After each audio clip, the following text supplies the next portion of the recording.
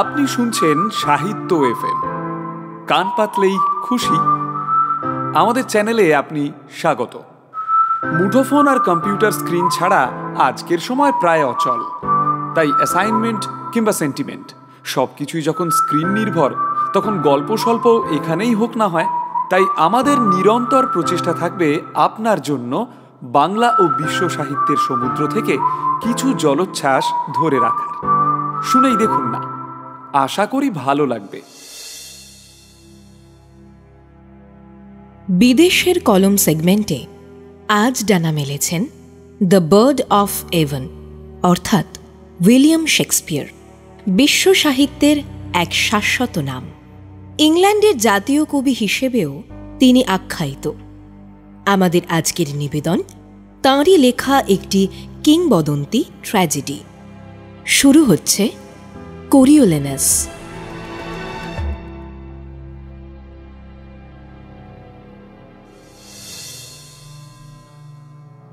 সম্রাটের শাসনে খুব সুখেই দিন কাটাচ্ছিল রোমের মানুষ। প্রকৃতির খেয়ালে দেখা দিল অনাবৃষ্টি, ফলে দেশে ঘনিয়ে এলো খাদ্যের সংকট।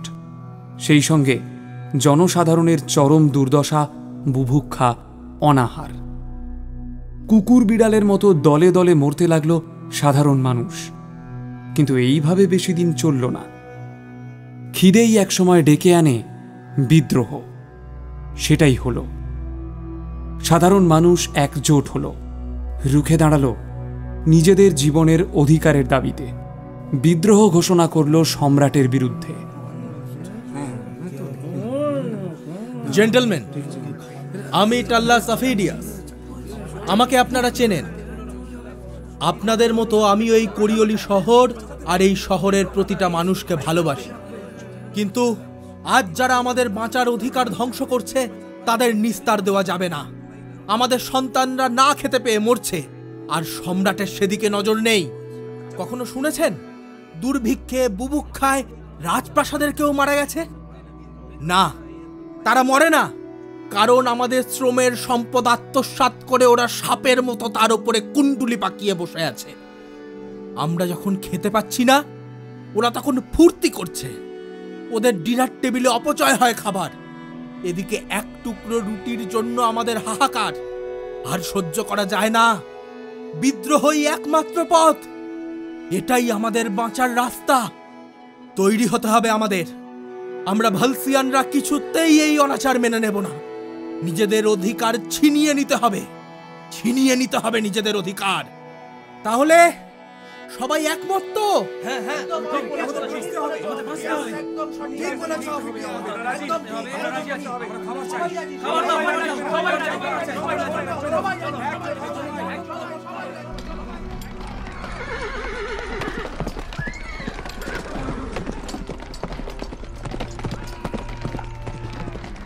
বিদ্রোহের আঁচ পেয়ে রোমান বাহিনী রওনা দিল বিদ্রোহ দমন করতে।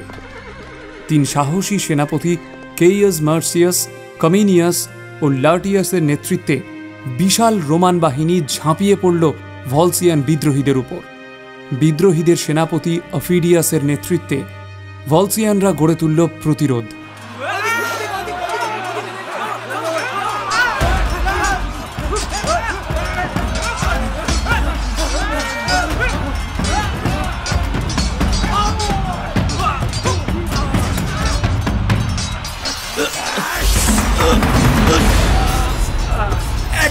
জমি ছাড়বে না, লড়তে থাকো। যতক্ষণ একজন ভলসিয়ানও বেঁচে থাকবে, রোমান বাহিনীকে কোরিওলি শহরে ঢুকতে দেওয়া চলবে না। মনে রাখো, ওরা শহরে ঢুকলেই আমাদের মা বোনদের ছিঁড়ে খাবে, আমাদের সন্তানদের খুন করবে। কিছুই থাকবে না আমাদের। তার থেকে লড়াই করে মরা ভালো।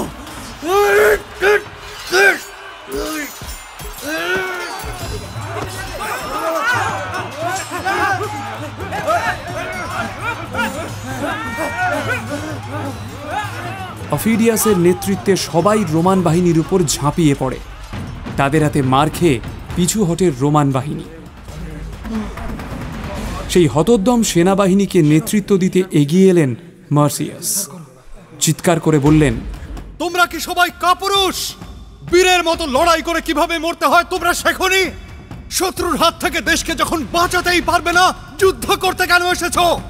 যুদ্ধের অর্থই হলো হয় মৃত্যু নয় বিজয়, আর এই কথা তোমাদের থেকে ভালোভাবে কেউ জানে না। তাই হাল ছাড়লে চলবে না, আক্রমণ! সেনাপতির আবেগময় ভাষণের রোমান বাহিনী উদ্দীপ্ত হয়ে ওঠে।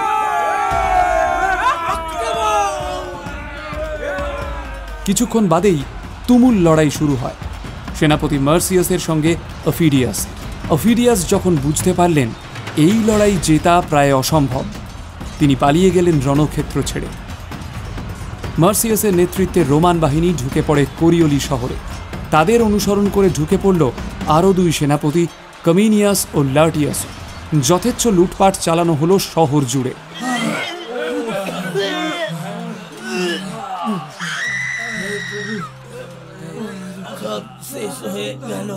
সৈন্যরা ব্যস্ত হয়ে পড়ল লুটের মাল ভাগ বাটোয়ারা করতে, কিন্তু মার্সিয়াসের সেদিকে মন নেই। তখনও সামান্য কয়েকজন বিদ্রোহী ভলসিয়ান যুদ্ধ চালিয়ে যাওয়ার চেষ্টা করছিলেন। মার্সিয়াস এগিয়ে গেল তাদের ধ্বংস করতে। বিদ্রোহ দমন করার পর 3 সেনাপতি শিবিরে ফিরে এলেন। সবার আগে রয়েছেন বীর মার্সিয়াস। অফিডিয়াসের পালানোর খবরে সেনা শিবিরে খুশির জোয়ার বয়ে গেল।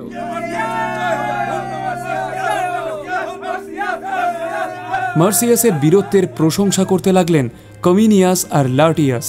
সেনাপতি মার্সিয়াস না থাকলে আজ মহান রোমান সাম্রাজ্যকে বাঁচানোটা কিন্তু সম্ভব হতো না। সত্যি মার্সিয়াস, আপনার বীরত্বের কথা মহান রোমান সাম্রাজ্যের ইতিহাসে স্বর্ণাক্ষরে লেখা থাকবে। সম্রাটও খুবই খুশি হবেন।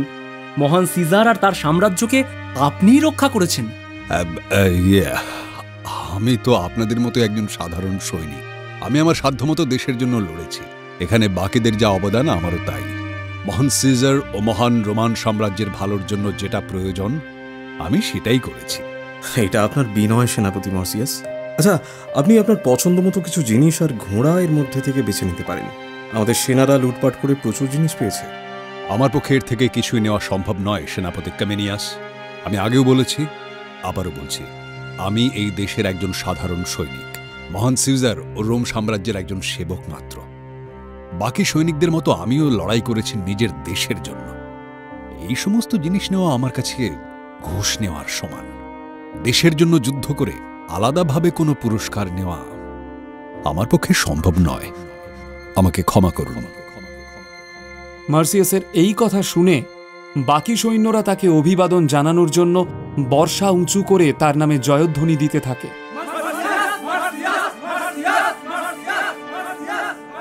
এই অভিনন্দন মার্সিয়াসের মনে অস্বস্তি সৃষ্টি করে। তার মনে হতে থাকে এটা তাকে নিছকই তোষামোদ করা হচ্ছে। আমি বুঝতে পারছি মার্সিয়াস যে তুমি খুবই কর্তব্যপরায়ণ এবং তোমার নৈতিকতাকে আমি কিন্তু অশ্রদ্ধা করছি না। কিন্তু আজ তুমি যে বীরত্ব দেখিয়েছো, যেভাবে যুদ্ধ করেছো, মহান রোমান সাম্রাজ্যের সম্মান রক্ষা করেছো, তারই স্বীকৃতি হিসাবে আমার সেরা ঘোড়াগুলোর একটা তোমায় দিলাম। এটাই কিন্তু না করো না প্লিজ। আমি মহান রোমান সাম্রাজ্যের প্রধান সেনাপতি কমিনিয়াস আমাদের সবার পিতা মহান সিজারের নামে ঘোষণা করছি, এই যুদ্ধে সেনাপতি কেইয়াস মার্সিয়াসের বীরত্বের জন্য মহান সিজার ও রোমান সাম্রাজ্যের প্রতি তার অবদানের জন্য এই কোরিওলি শহরের নামে সেনাপতি মার্সিয়াসকে কোরিওলেনাস পদবিতে ভূষিত করলাম।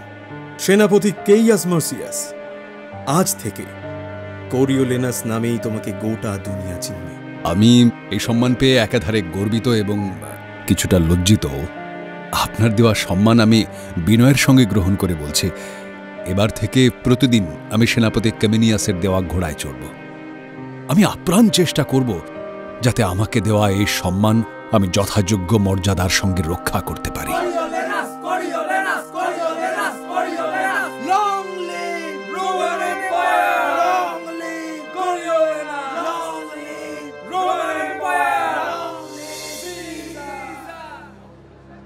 বিদ্রোহ দমনের শেষে সমগ্র রোমান বাহিনী বিজয়ীর বেশে ফিরে এলো রোমে।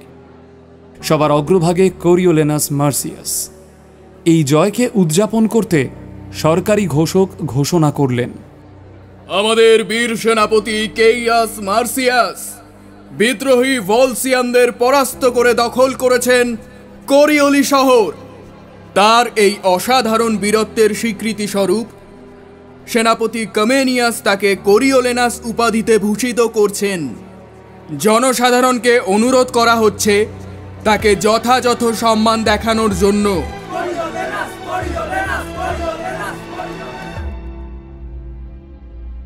এই খবর ইতিমধ্যে গিয়ে পৌঁছয় সেনেটর আর ট্রিবিউনদের কাছে। দুই ট্রিবিউন সদস্য সিসিনিয়াস ভ্যালুটাস এবং জুনিয়াস ব্রুটাসের কাছে মার্সিয়াসকে দেওয়া এই সম্মান খুবই অসহ্য মনে হয়। তারা পরস্পরের সঙ্গে চাপা স্বরে আলোচনা করেন। শুনলাম মার্সিয়াস দারুণ লড়াই করে, ওই বিদ্রোহীদের সেনাপতি অফিডিয়াসকে নাকি হারিয়ে দিয়েছে। কিন্তু এতে এত আধিক্যতার কি আছে? একটু বেশি সম্মান দেখানো হয়ে গেল না? ঠিকই বলেছেন ভেলুটাস, এটার কি এমন বীরত্বের কাজ? অফিডিয়াসকে হত্যাও করতে পারল না, আবার তাকে বন্দিও করতে পারল না। এসব তো বাচ্চারাও করতে পারে। এত অতিরঞ্জিত করার মানেটা ঠিক বোধগম্য হচ্ছে না। রোমান বাহিনী শহরে ঢোকার মুখেই এগিয়ে এলেন কোরিওলেনাসের মা ভলুমানিয়া। মাকে দেখে ঘোড়া থেকে নেমে আসেন কোরিওলেনাস। ছেলেকে দেখে বিহ্বল মায়ের তখন আনন্দাশ্রু বাঁধ মানছে না। কোরিওলেনাসও আবেগতাড়িত হয়ে পড়লেন। সবার সামনে ছেলেকে জড়িয়ে ধরলেন ভলুমানিয়া। মা আর ছেলে পরস্পরকে নীরবে জড়িয়ে ধরে রইলেন। দুজনের চোখেই তখন অবাধ জলের ধারা। আদর করে ছেলের কপাল চুমুতে ভরিয়ে দিলেন ভলুমানিয়া। মা ছেলের এই মিলন দৃশ্য আবেগতাড়িত করে দিল উপস্থিত জনতাকেও। সেই জনারণ্যকে সম্বোধন করলেন সেনাপতি কমিনিয়াস। কোরিওলেনাসের বীরত্বের কথা জোর গলায় তিনি বললেন, বন্ধুগণ, আজ আমাদের সব থেকে আনন্দের দিন। আমরা যে আবার আমাদের জন্মভূমিতে ফিরতে পেরেছি, আবারও নিজেদের পরিবারের কাছে ফিরেছি, একমাত্র সম্ভব হয়েছে বীর সেনাপতি কেইয়াস মার্সিয়াস কোরিওলেনাসের জন্য।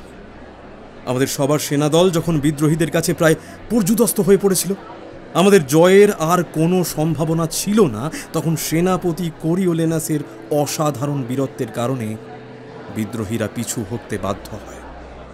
সেনাপতি মার্সিয়াস কোরিওলেনাস শুধু আমাদের প্রাণ রক্ষাই করেননি, এই মহান রোমান সাম্রাজ্যের যে গৌরব সেটাকে রক্ষা করেছেন। মহান সিজারের আদর্শ সেবক হিসেবে তার দেশপ্রেম রোমের ইতিহাসে অমর হয়ে থাকবে।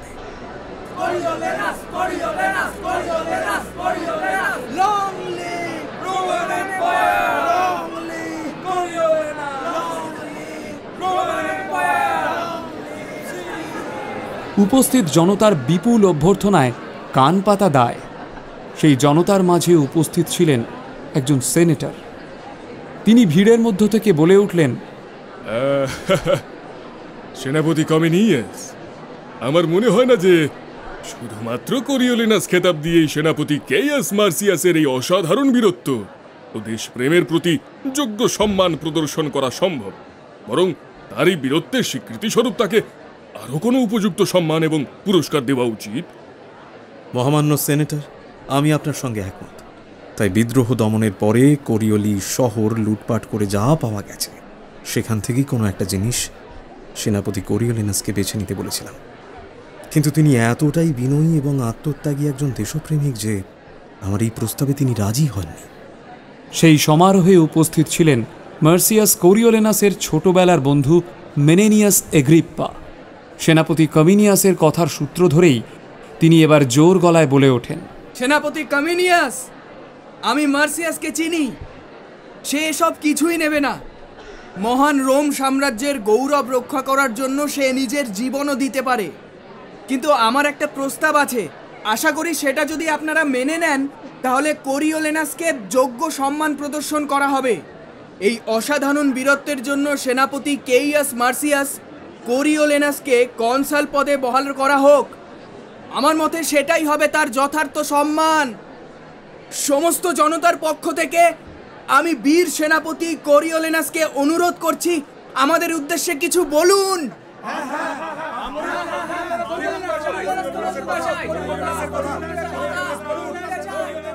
বন্ধুরা, আপনারা একটু শান্ত হন প্লিজ, শান্ত হন।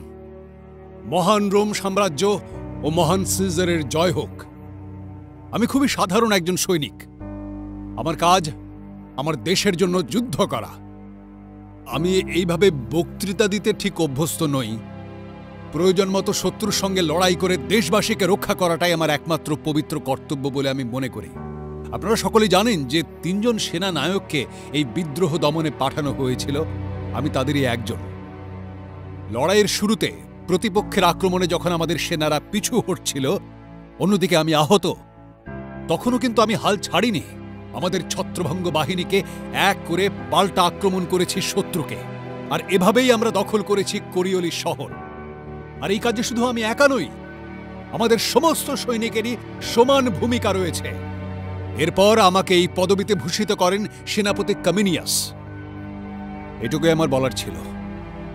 জয় মহান সিজারের জয়, জয় মহান রোম সাম্রাজ্যের জয়।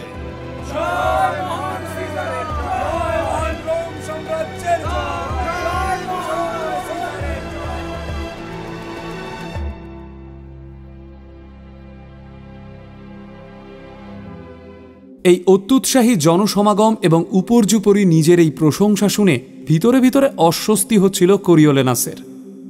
সেখানে আর থাকতে চাইছিল না সে।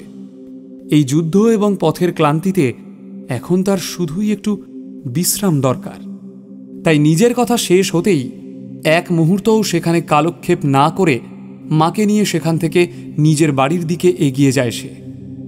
এই সুযোগটারই যেন অপেক্ষা করছিলেন কোরিওলেনাসের বিরোধী 2 জন ট্রিবিউন, ভেলুটাস ও ব্রুটাস। একটু গলা উঁচিয়ে মুখ বেঁকিয়ে সবার উদ্দেশ্যে বলে উঠলেন ভেলুটাস, এখানে উপস্থিত এতজন সেনেটর, ট্রিবিউন, উচ্চপদস্থ সেনাপতি আর রোমান সাম্রাজ্যের অভিজাত মানুষরা, তাদের কোনো সম্মানই নেই ওর কাছে। এত দম্ভ, এত উদ্ধত্ত, নিজের কথাটা বলেই চলে গেল গটগটি। আরে ওকে আমি অনেক দিন ধরেই চিনি, আর আপনারা আজ ওকে মাথায় তুলে নাচছেন। দেখলেন তো, দেখলেন কেমন অসম্মান করে চলে গেল আপনাদের। ভেবেছিলাম যুদ্ধে গিয়ে হয়তো মরবে, তো কোথায় কি। আপনি সঠিক কথা বলেছেন ভেলুটাস। এরকম উদ্ধত ইতরকে একজন আবার কনসাল করবার জন্য প্রস্তাব দিয়েছে। যে সেনেটর ট্রিবিউন আর অভিজাতদের সম্মান করে না, সে নাকি হবে কনসাল।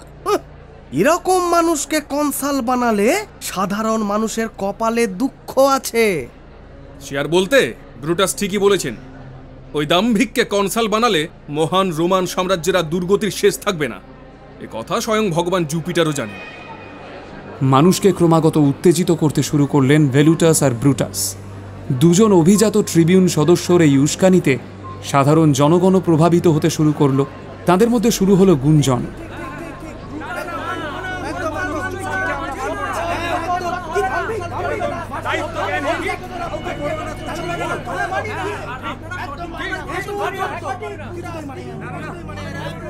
তার সমর্থন পেয়ে খুশি হয়ে উঠলেন ভেলুটাস আর ব্রুটাস। মানুষ যে তাদের কথায় প্রভাবিত হয়েছে সেটাকে এবার আরেকটু উস্কে দিতে চাইলেন তারা। ঠিক আছে, ঠিক আছে, শান্ত হন, শান্ত হন, আমাদের কথাটা শুনুন। আমরা যতদিন আছি ততদিন এমন কোনো সিদ্ধান্ত নিতে আমরা দেব না যাতে মহান রোমান সাম্রাজ্য আর মহান সিজারের গৌরবহানি হয়। হ্যাঁ, রোমের মহান নাগরিকরা, এখন আমরা যা বলবো সবাই মন দিয়ে শুনুন। আমরা যা করব সব আপনাদের ভালোর জন্যই করব। আমরা সবাই মিলে কোরিওলেনাসের কাছে যাব, আর আপনারা যে তাকে কনসাল পদে বসাতে চান না সেটা জোর গলায় বলতে হবে আপনাদের।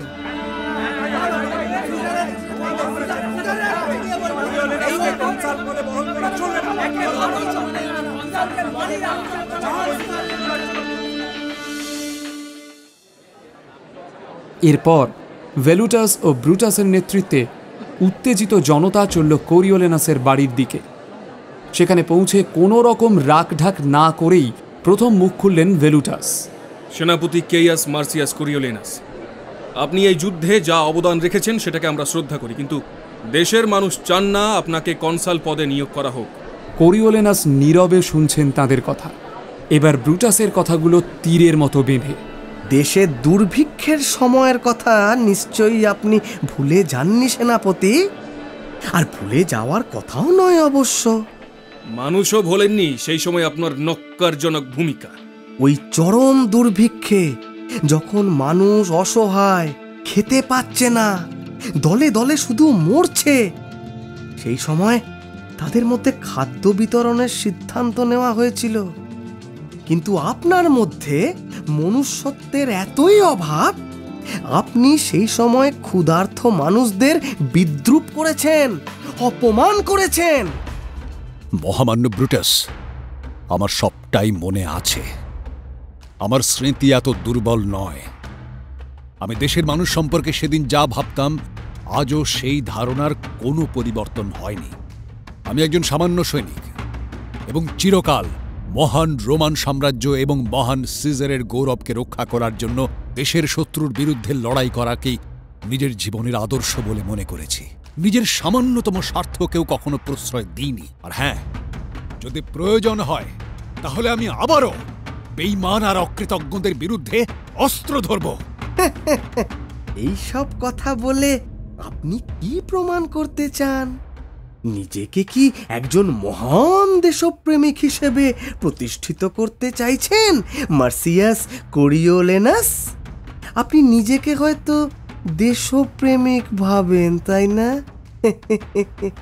তবে সেটা আপনার ভ্রম, কারণ আপনি এখন যে কথাগুলো বললেন সেগুলো একজন দেশদ্রোহীর মুখেই বেশি মানানসই, তাই না সেনাপতি কোরিওলেনাস?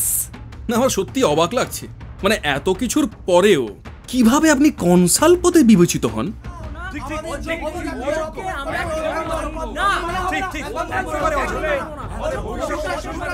আরে আরে শান্ত হন, সবাই শান্ত হন। এত মাথা গরম করলে হবে না। আমাদের ঠান্ডা মাথায় সব ভাবতে হবে।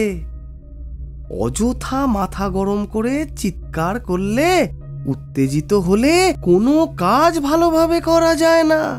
ঠান্ডা মাথায় আগে সব দিক বিবেচনা করা যাক, তারপর সিদ্ধান্ত নেওয়া যাবে।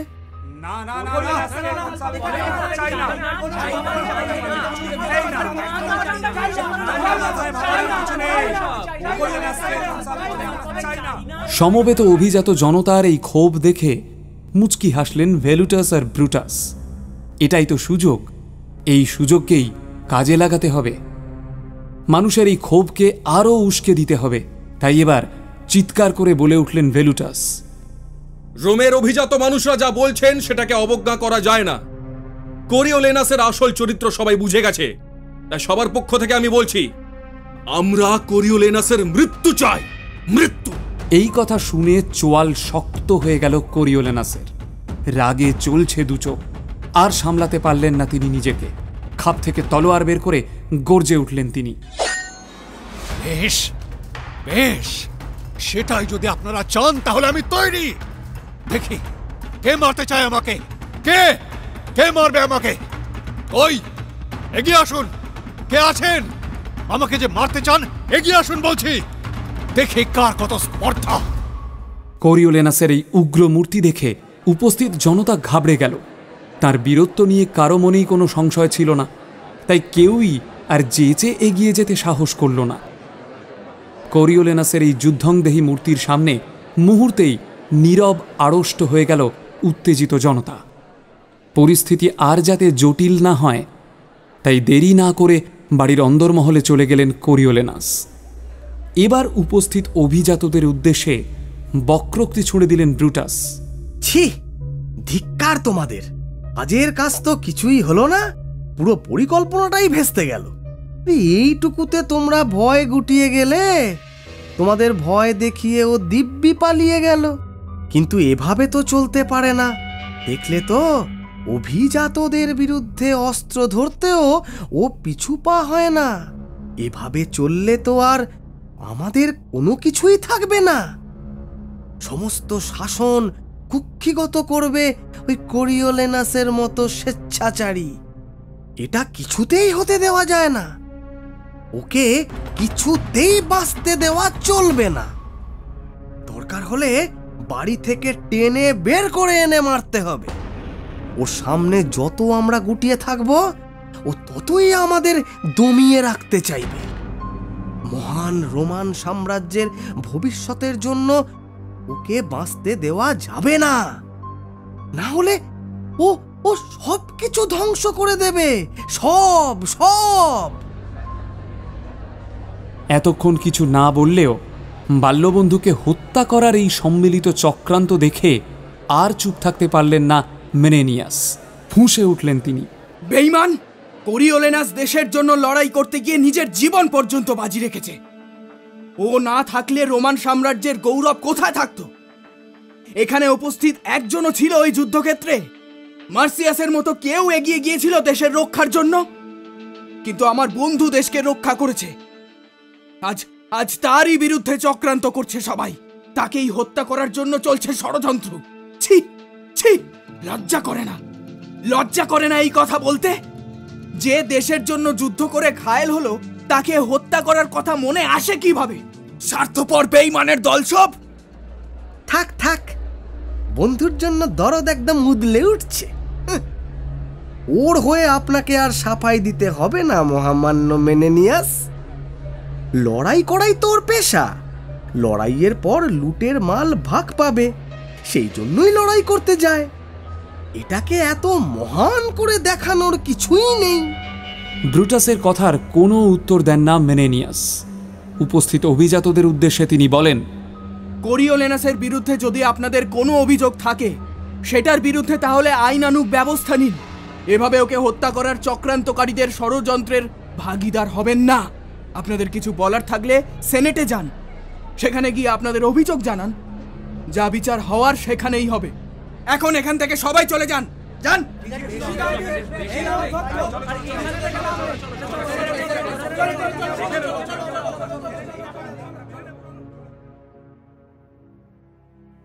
ওখানে অপেক্ষা করে আর লাভ নেই দেখে আপাতত যে যার বাড়ি ফিরে গেল। নতুন ফন্দি আঁটতে আঁটতে রওনা দিলেন ব্রুটাস আর ভেলুটাসও। সবাই ফিরে যাওয়ার পরে মেনেনিয়াস তার বন্ধু কোরিওলেনাসের কাছে গিয়ে বিস্তারিতভাবে সব খুলে বললেন। ট্রিবিউন ব্রুটাস আর ভেলুটাস চক্রান্ত করছে তোমার বিরুদ্ধে মার্সিয়াস। ওরা চায় তোমাকে খুন করতে। তোমার উন্নতি ওরা সহ্য করতে পারছে না। ওরা কিন্তু খুব প্রভাবশালী। সেনেটেও ওদের অনেক প্রভাব। আর স্বয়ং সিজার তো ব্রুটাসকে নিজের থেকেও বেশি বিশ্বাস করেন। সমস্ত অভিজাতদের ওরা প্রভাবিত করে ফেলেছে। সেনেটে অভিযোগ জানাতে গেছে তোমার নামে। ওরা কিছু একটা করবেই, তাই একটু সাবধানে থাকতে হবে। কোরিওলেনাস নিঃশব্দে শুনে গেল সব। সেনেটে অভিযোগ করা হলো তার নামে, বিচারের জন্য ডাক পড়ল তার। কিন্তু ব্রুটাস আর ভেলুটাস আগেই অধিকাংশ সেনেটরকে প্রভাবিত করে ফেলেছে। বিচারের দিন এগিয়ে এলো। বন্ধু মেলোনিয়াস, তুমি যাবে আমার সঙ্গে সেনেটে? নিশ্চয়ই যাব বন্ধু। নির্দিষ্ট দিনে মেনেনিয়াসের সঙ্গে কোরিওলেনাস উপস্থিত হলেন সেনেটে। তাকে জিজ্ঞাসা করলেন প্রথম সেনেটর, সেনাপতি কেইয়াস মার্সিয়াস কোরিওলেনাস, আপনার বিরুদ্ধে অভিজাতরা অভিযোগ করেছেন আপনি স্বেচ্ছাচারী ও অত্যাচারী। আপনি অভিজাতদের কোনো সম্মান করেন না, এমনকি তলোয়ার দিয়ে তাদের মারতেও উদ্যত হয়েছেন। আপনার নিজের সপক্ষে কিছু বলার আছে? মাননীয় প্রধান সেনেটর, আমি কিছুই বলবো না। আমি সবসময় মহান রোমান সাম্রাজ্যকে রক্ষা করতে চেয়েছি, নিজের জীবন উৎসর্গ করেছি দেশের জন্য। আমি সামান্য একজন সৈনিক মাত্র। অভিজাতরা আমাকে হত্যা করতে গেছিলেন, তাই আমি আত্মরক্ষা করতে তলোয়ার বের করেছিলাম।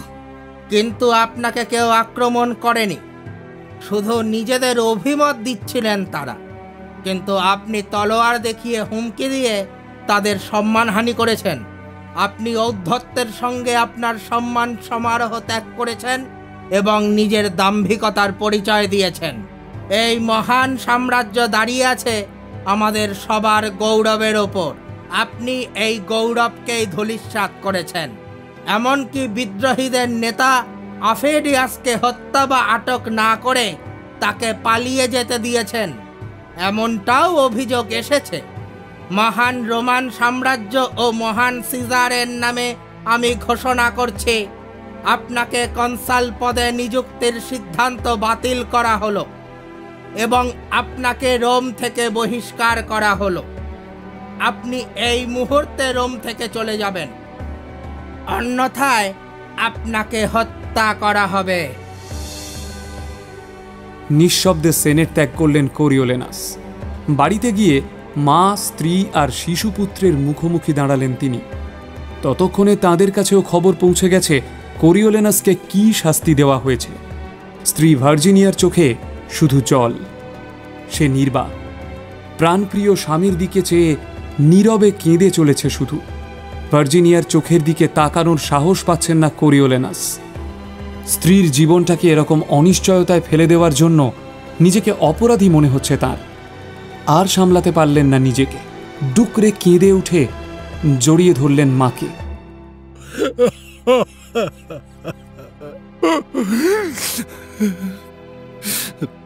আমাকে আমাকে রোম ত্যাগ করে যেতে হবে মা। আমাকে রোমে থাকতে দিল না ওরা। যে দেশকে আমি ভালোবেসেছি নিজের প্রাণের থেকেও বেশি, সেই দেশে আমাকে থাকতে দিল না ওরা মা।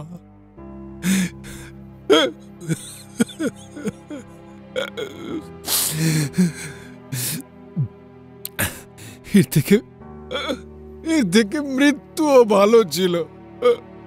আমি হেরে গেলাম মা, হেরে গেলাম। শত্রুদের বিরুদ্ধে যুদ্ধে জিতেও জীবনের যুদ্ধে আমি হেরে গেলাম। আমি কিভাবে থাকবো তোকে ছাড়া? আমি যে মরে যাব।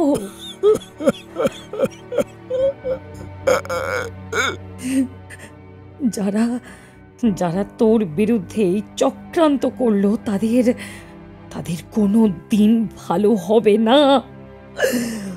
ধ্বংস হয়ে যাবে, সব ধ্বংস হয়ে যাবে,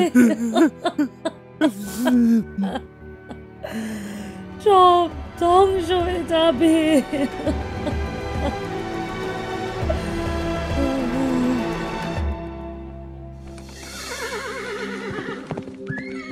অশ্রু সজল চোখে মায়ের থেকে বিদায় নিয়ে পথে বেরোলেন কোরিওলেনাস। হঠাৎই মনে হতে থাকল কোরিওলি শহরের কথা। কয়েকদিন আগেই যে শহরকে প্রায় ধুলোয় মিশিয়ে দিয়েছিল সে, আজ আশ্রয়ের জন্য সেই শহরের দরজাতেই হাজির হল ভাগ্যতাড়িত কোরিওলেনাস। সসংকোচে হাজির হলেন তার পুরনো শত্রু টাল্লাস অফিডিয়াসের বাড়ির সামনে। প্রথমে কোরিওলেনাসকে চিনতে পারেননি অফিডিয়াস। অনেকক্ষণ চেয়ে থাকার পরে মনে পড়ে তাঁর, এই সেই সেনাপতি যার জন্য যুদ্ধক্ষেত্রে পরাজিত হতে হয়েছিল ভলসিয়ান বিদ্রোহীদের। মহান রোমান সাম্রাজ্যের মহান সেনাপতি কেইয়াস মার্সিয়াস যে। ওহো, এখন তো আবার আপনি কোরিওলি শহরের বিজেতা মহান কোরিওলেনাস। তা হঠাৎ এতদিন পরে একজন পরাজিত বিদ্রোহীর বাড়িতে রোমান সাম্রাজ্যের ত্রাণকর্তা কি মনে করে? হত্যা করতে এসেছেন আমাকে? আমাদের শহরকে তো সেদিনই ধ্বংস করে দিয়েছিলেন। আমাদের শিশুদের, মেয়েদের ছিঁড়ে খেয়েছে আপনার সেনারা। আমাদের সর্বস্ব লুট করে নিয়ে গেছেন। আজ আবার কি নিতে এসেছেন? আপনার কাছে ক্ষমা চাওয়ার কোনো ভাষা আমার নেই অফিডিয়াস। যে রোমের জয়ের জন্য আমি নিজের সব কিছু ছেড়ে দিতে প্রস্তুত ছিলাম, নিজের জীবনকে উৎসর্গ করেছিলাম পর্যন্ত, অন্যায়ের বিরুদ্ধে আমি লড়াই করেছিলাম, আজ আমাকে দেখুন, আমি নিঃস্ব। আমার নিজের দেশের মানুষই আমাকে চায় না। আমার সব কিছু দিয়ে যাদের সেবা করলাম, আজ তারাই কুকুরের মতো আমাকে বিতাড়িত করলো দেশ থেকে। মানে এসব কি বলছেন আপনি? হ্যাঁ অফিডিয়াস, আমি আর সহ্য করতে পারছি না। যাকে এতদিন চরম শত্রু ভেবেছি, আজ এই দুর্দিনে আমি তার কাছে এসেছি আশ্রয়ের জন্য। আপনার অবস্থা আমি বুঝতে পারছি, কিন্তু এই আপনিই রোমান সাম্রাজ্যের মিথ্যা অহংকে বাঁচাতে হাজার হাজার নিরাপরাধ আবাল বৃদ্ধ বনিতাকে হত্যা করেছেন এই আমারই শহরে। আর আজ আশ্রয়ের খোঁজে এসেছেন সেখানেই যাদের একসময় মানুষ মনে করেননি, পায়ের তলায় পিষে মেরেছেন, তাঁদের কাছে আশ্রয় চাইছেন আজ, যখন নিজে বুঝতে পেরেছেন আপনার মহান সিজার আদতের রোমের মানুষের জন্য নয়, নিজের কায়েমি স্বার্থে কাজ করেন। আর তার পারিষদরা সবাই এক একটা দুর্নীতিগ্রস্ত নরাধম, শুধুই চক্রান্ত ছাড়া আর কিছুই জানে না এরা। এটুকু বুঝতে এতদিন লেগে গেল সেনাপতি কোরিওলেনাস? কাদের জন্য, কাদের জন্য তাহলে রক্তে হাত রাঙালেন? কাদের জন্য আমাদের পুরো ভবিষ্যৎকে ধ্বংস করে দিলেন? কাদের জন্য বলুন, বলুন, কাদের জন্য করলেন এটা? বলুন কোরিওলেনাস, বলুন। আমি আপনার অপরাধী অফিডিয়াস, আমাকে যা খুশি শাস্তি দিন, আমি মাথা পেতে নেব। আমি আপনাদের সঙ্গে যা করেছি তার সপক্ষে কোনো যুক্তি আমি দেব না, কোনো যুক্তি না। ঠিক আছে, ঠিক আছে, শান্ত হন। বলুন, আমার কাছে কি চান আপনি?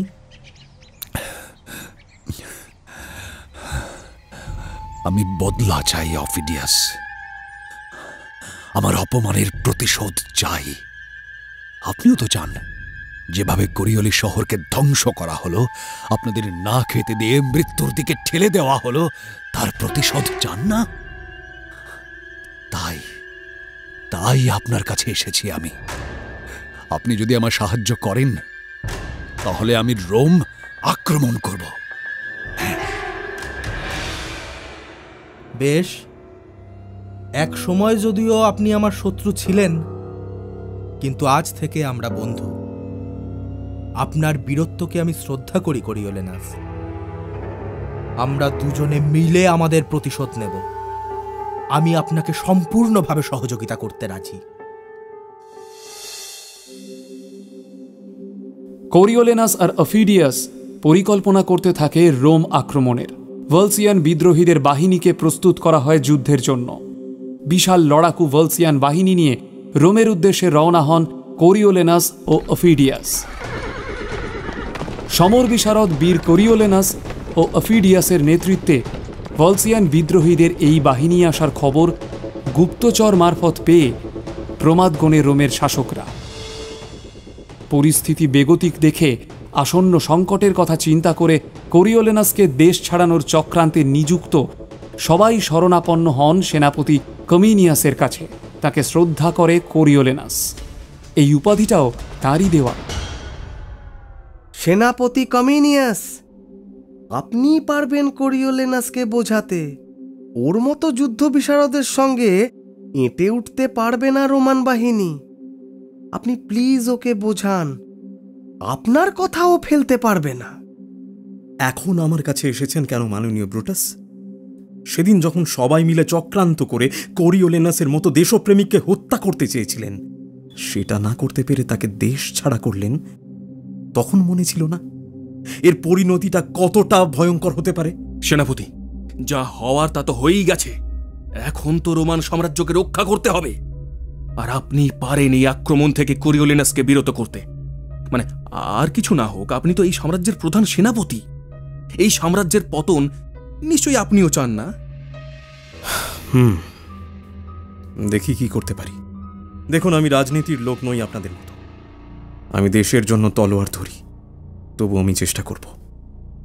তবে কোরিওলেনাসের সঙ্গে যে বিশ্বাসঘাতকতা হয়েছে, তাতে সে আমার কথাতেও রাজি হবে কিনা আমি জানি না। সবার অনুরোধ ফেলতে না পেরে আর রোমান সাম্রাজ্যের ভবিষ্যতের কথা চিন্তা করে কমিনিয়াস ভলসিয়ানদের শিবিরে গিয়ে কোরিওলেনাসের সঙ্গে দেখা করেন।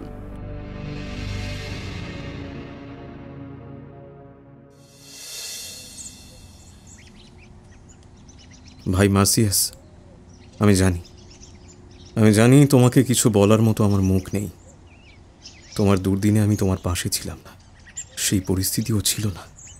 ওটা সেনেটের বিষয়, আর আমি তো সেনেটের অংশ নই, তাই আমার কিছু করারও ছিল না। কিন্তু আমি নিজের পক্ষে কোনো যুক্তি দেব না। কিন্তু তোমার সঙ্গে যে বিশ্বাসঘাতকতা হয়েছে, নীরব থেকে আমিও সেই পাপের ভাগীদার হয়ে গেছি।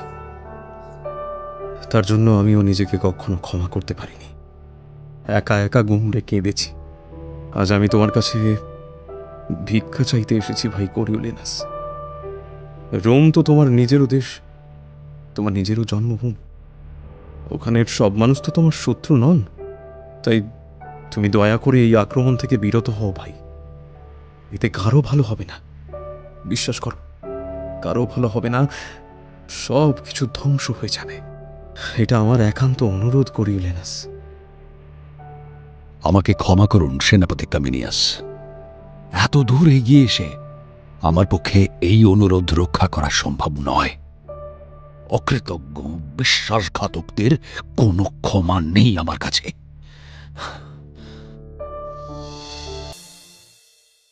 কমিনিয়াস ব্যর্থ হয়ে ফিরে আসার পরে দুই ট্রিবিউন ব্রুটাস ও ভেলুটাস এবার শরণাপন্ন হল কোরিওলেনাসের বাল্য বন্ধু মেনেনিয়াসের।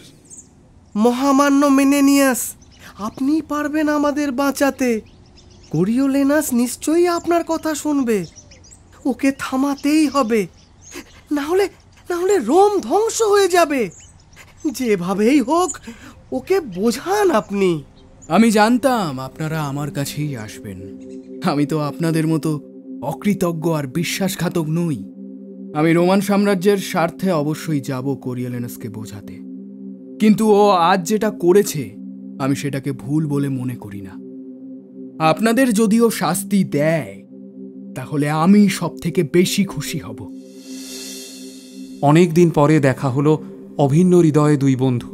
একে অপরকে জড়িয়ে ধরলেন তারা। তারপর একসময় মেনেনিয়াস ধীর গলায় বললেন, মার্সিয়াস, আমি তোমাকে আক্রমণ না করার জন্য অনুরোধ করব না। যে পাপ রোমের ওই অভিজাতরা করেছে তার শাস্তি তাদের পাওয়াই উচিত। শুধু এইটুকু বলবো, সব দিক আরেকবার ভেবে দেখো ভাই। আমি আর কিছু বলবো না। আমি জানি মেনেনিয়াস, ওই দুর্দিনে একমাত্র তুমি সবার বিরুদ্ধে গিয়ে আমার পাশে ছিলে। আমি সবকিছু ভেবে তারপরই এই সিদ্ধান্ত নিয়েছি ভাই। এখন পিছু হটা মানে ভলসিয়ানদের সঙ্গে বিশ্বাসঘাতকতা করা হবে। ওরা আমার উপর বিশ্বাস করেই এত দূর এসেছে। আমাকে ক্ষমা করো ভাই। বেশ, আমি তোমাকে জোর করব না। তোমার বিবেচনায় যেটা সঠিক সেটাই করো। চলি বন্ধু।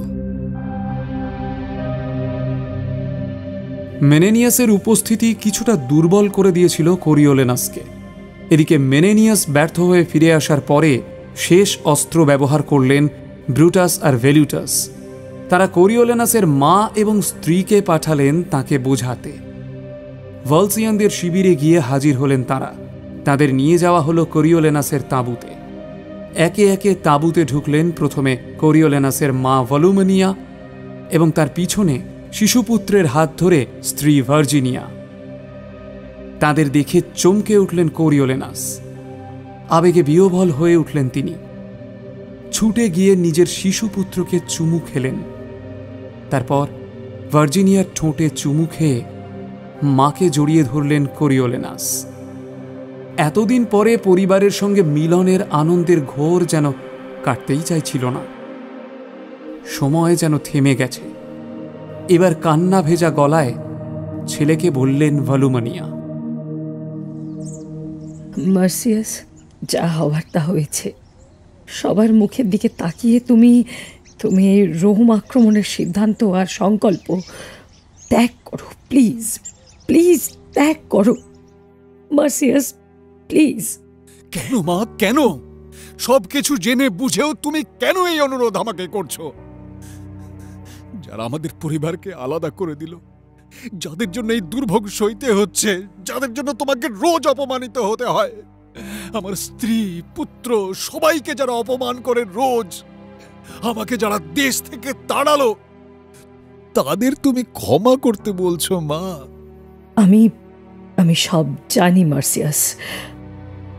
প্রতিদিনের এই অপমানের বোঝা নিয়েই আমরা আমরা বেঁচে থাকি। কিন্তু এটাও জানি যে রোম আক্রান্ত হলে ভয়ানক যুদ্ধ হবে, আর এই যুদ্ধে তুমি জয়ী হবে। কিন্তু সেই জয়ের বিনিময়ে কি পাবে ভেবে দেখেছ? শুধু শুধু প্রতিহিংসার বশবর্তী হয়ে তুমি যে সিদ্ধান্ত নিয়েছ তার জন্য কতটা মূল্য দিতে হবে কখনো সেটা ভেবেছ? তুমি হয়তো জয়ী হবে, কিন্তু যুদ্ধ তো কখনো জীবন বাঁচায় না মার্সিয়াস, জীবনকে ধ্বংস করে দেয়। যুদ্ধ মানেই ধ্বংসলীলা, যুদ্ধ মানেই লুটপাট।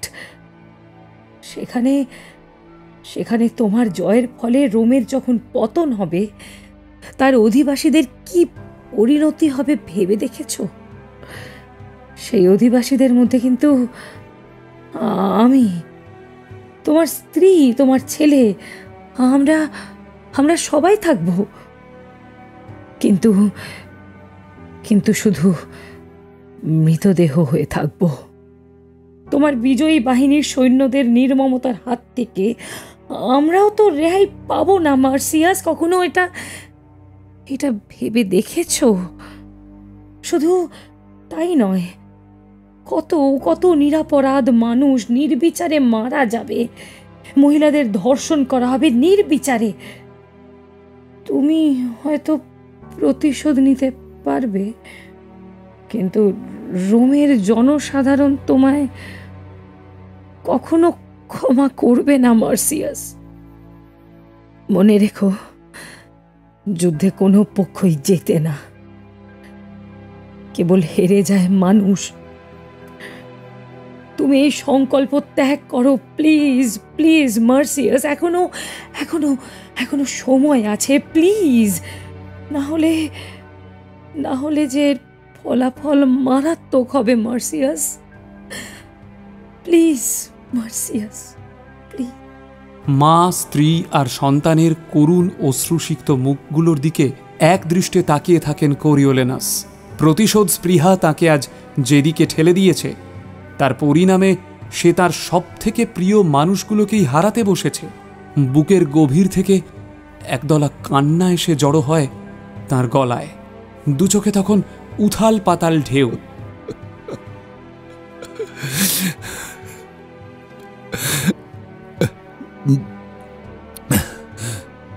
তুমি তুমি নিশ্চিন্তে বাড়ি যাও মা, যাও। তোমার কথাই রাখবো। শুধু ফিরে গিয়ে জনে জনে সবাইকে বলো যে শুধুমাত্র তোমার জন্য মা, শুধুমাত্র তোমার জন্য রোমের ওই বিশ্বাসঘাতকরা আজ ধ্বংসলীলা থেকে বেঁচে গেল। তুমি যাও মা, যাও।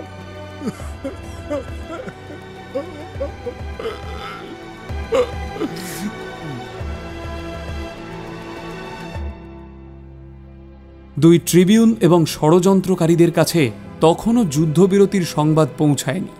তারা প্রায় নিশ্চিত যে কোরিওলেনাস রোম আক্রমণ করলে সবার আগে খুঁজে খুঁজে তাঁদেরই হত্যা করবে। সংকট থেকে মুক্তির আশায় সবাই তখন জুপিটারের মন্দিরে একত্রিত হয়ে প্রার্থনা করছে।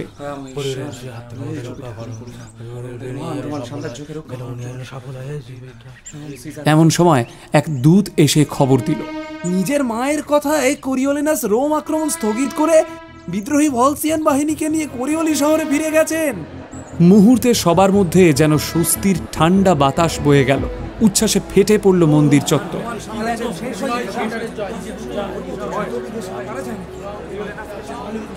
সমূহ ধ্বংসের হাত থেকে রক্ষা পেয়েছে রোম।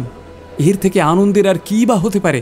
বিশেষত যারা কোরিওলেনাসের বিরুদ্ধে ষড়যন্ত্র করেছিল তারা স্বস্তির নিঃশ্বাস ফেলল। এই যাত্রা বেঁচে গেল তাহলে। এই উল্লাস অসহ্য মনে হতে লাগলো মেনেনিয়াসের। এবার মুখ খুলল সে। দেখবেন, এত আনন্দের মধ্যে কোরিওলেনাসের মা ভলুমোনিয়ার কথা ভুলে যাবেন না মাননীয়রা। আপনারা তো আবার সঠিক কাজের জন্য কৃতজ্ঞতা জানাতে পারেন না। যারাই আপনাদের রক্ষা করে তাদের বিরুদ্ধেই ষড়যন্ত্র করেন। এই তো আপনাদের স্বভাব।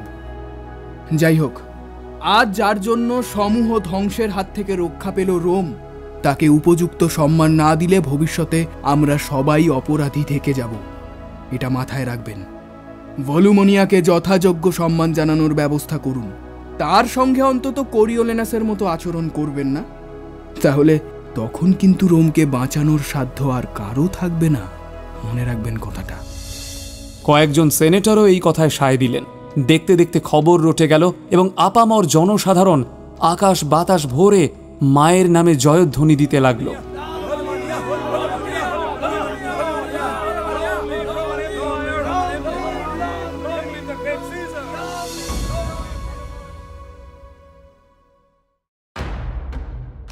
অন্যদিকে মায়ের অনুরোধে কোরিওলেনাস রোম আক্রমণ না করে ফিরে আসছেন শুনে তার উপর যার পর নাই রেগে গেলেন বিদ্রোহী নেতা অফিডিয়াস। কোরিওলি শহরে ফিরে সমবেত ভলসিয়ান জনতার সামনে রাগে ফেটে পড়ে চিৎকার করে উঠলেন অফিডিয়াস। আমরা কোরিওলেনাসকে বিশ্বাস করে ঠকলাম। এর আগে ও আমাদের শহরকে ধ্বংস করেছিল, আমাদের নিজেদের প্রাণপ্রিয় মানুষদের হত্যা করেছিল, তারপর এসেছিল আমাদেরই কাছে আশ্রয় নিতে। আমরা সরল বিশ্বাসে ওকে আশ্রয় দিয়েছি, ওর সব কথা মেনে নিয়েছি। আমাদের সঙ্গে ও আগে যা করেছে সেসব মনে না রেখে ওকে ক্ষমা করে ওর নেতৃত্বেই সব কিছু বাজি রেখে আমরা রোম আক্রমণ করতে গেছি। কিন্তু আজও আমাদের পিঠে ছুরি মেরেছে। একজন মহিলার কাতর অনুরোধ যে উপেক্ষা করতে পারে না, সে আবার কি যুদ্ধে নেতৃত্ব দেবে? কোরিওলেনাস একটা বিশ্বাসঘাতক। ওর কোনো ক্ষমা নেই, কোনো ক্ষমা নেই ওর।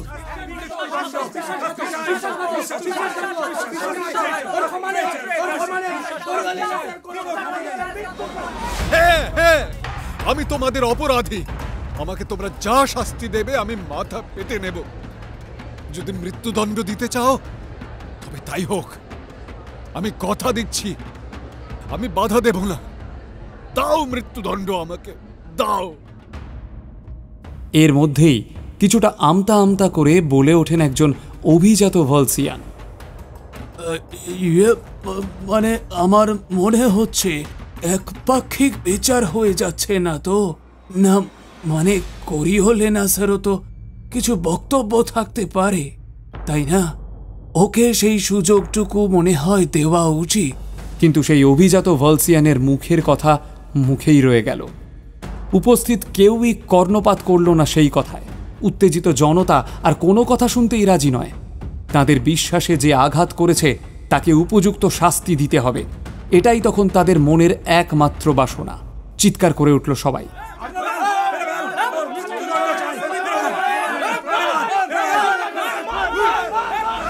চারদিক থেকে কোরিওলেনাসকে ঘিরে বৃষ্টিধারার মতো আঘাত করতে লাগলো। কোরিওলেনাস কথার খেলাপ না করে চুপচাপ দাঁড়িয়ে থেকে মার খেতে লাগলেন। কিন্তু এই বিপুল গণক্ষোভের সামনে আর কতক্ষণই বা দাঁড়িয়ে থাকবেন তিনি? আঘাতে আঘাতে ক্ষতবিক্ষত হয়ে একসময় আর দাঁড়িয়ে থাকার শক্তি থাকলো না তার। গলা দিয়ে সামান্য আর্তনাদ বেরিয়ে আসারও কোনো অবকাশ পেল না। মাটিতে লুটিয়ে পড়লেন বীর কোরিওলেনাস।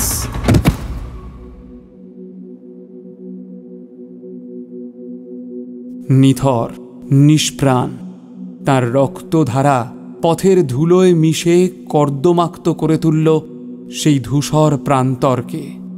ক্ষিপ্ত জনতা তখন শান্ত হয়েছে। প্রতিশোধের আত্মতৃপ্তি তাদের চোখে মুখে।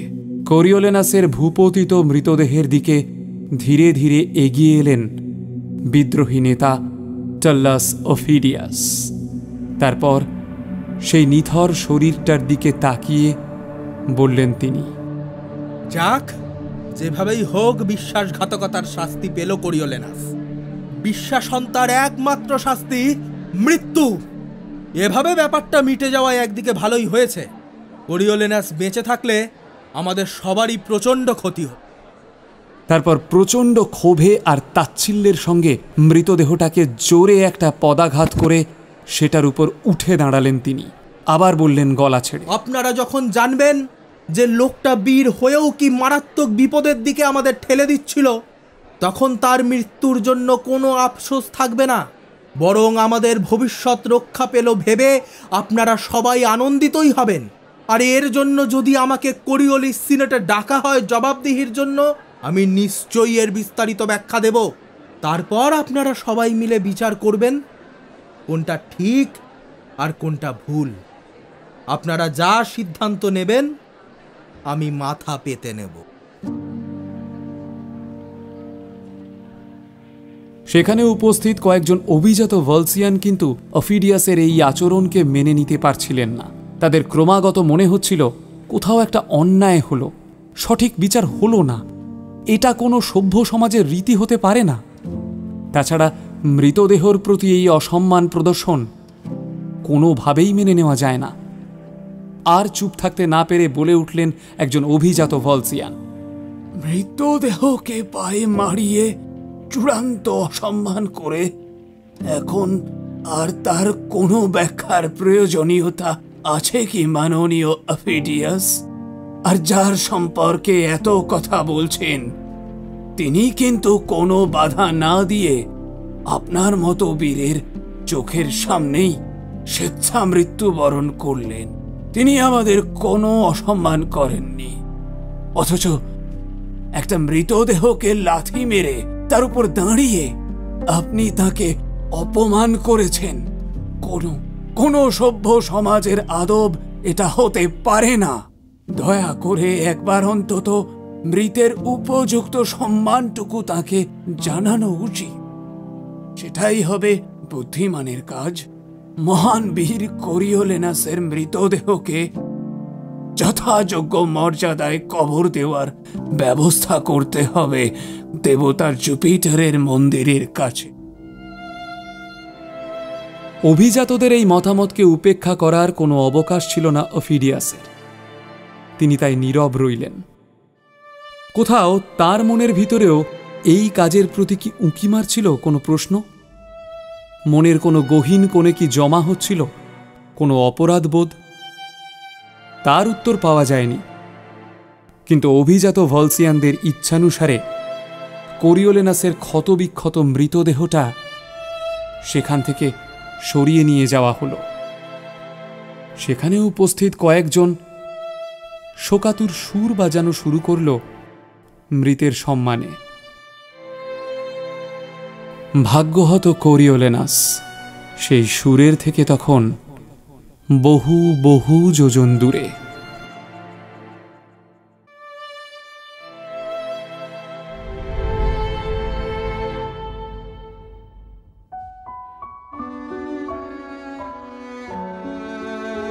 শুনলেন কোরিওলেনাস, রচনা উইলিয়াম শেক্সপিয়ার, অডিও রূপান্তর সুচেতা মিত্র, সূত্রধর আমি অলিভিয়া পোদ্দার।